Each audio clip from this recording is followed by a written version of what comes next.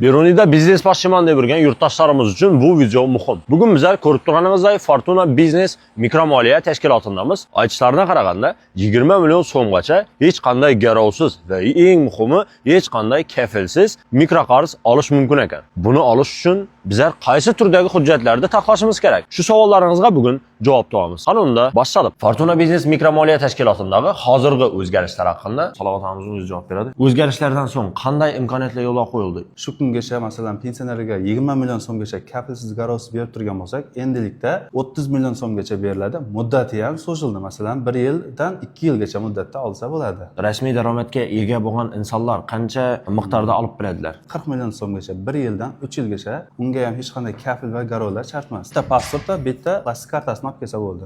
Misol uchun menda avtomobil bor va avtomashinamni olib kelib turib, shu avtomashinamni garovga qo'yish asosida qancha miqdorgacha va qancha muddatgacha kredit ola olaman? 2005-yildan boshlab hozirgi kungacha ishlab chiqarilgan avtomobillarimizni 100 million so'mgacha baholash xarajatlarisiz, sug'urta xarajatlarisiz olib bilsa bo'ladi. Ularni teng narxi, ya'ni mashinaning bozor bahosida 200 million deb hisoblab turgan mashinani so'ng teng yarmini chiqarib bilamiz.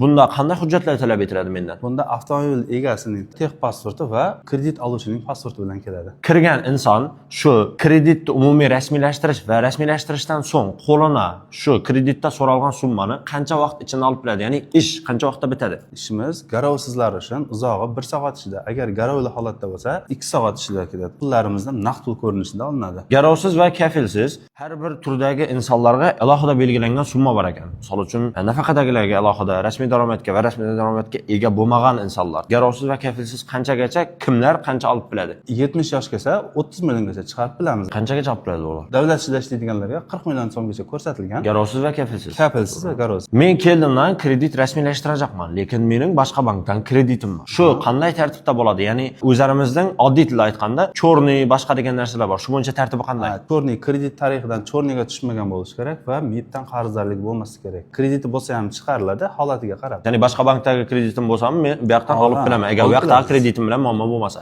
Shunday. Ko'rib turganingizdek, Fortuna Businessdagi hozirgi yo'lga qo'yilgan yangiliklar bilan bugun sizlarni tanishtirdim. Endilikda siz o'z biznesingizni boshlash uchun mikroqarz hisobidan va kattaroq biznes boshlash uchun kattaroq summadan Fortuna Businessdan bemalol o'z kreditlaringizni va mikroqarzlaringizni rasmiylashtirishingiz mumkin. Buning uchun Fortuna Business mikromoliya tashkilotining ofisine tashrif buyurishingiz kerak bo'ladi. Manzilimiz Bog'imiz vokzal. To'g'rimizda o'zlarimizning hammamiz bilgan Milliy shaharning 4 yo'li. Shu 4 yo'ldan o'tganingizda chap qo'lingizda Fortuna Business yozuvini ko'zingiz tushadi. Hammangizni kutib qolamiz. Qo'shimcha agar sizni o'ylantirgan boshqa savollar bo'ladigan bo'lsa, pastda telefon nomeri qoldiraman. Shu nomerlarga bog'lanib bemalol savollaringizni berishingiz mumkin.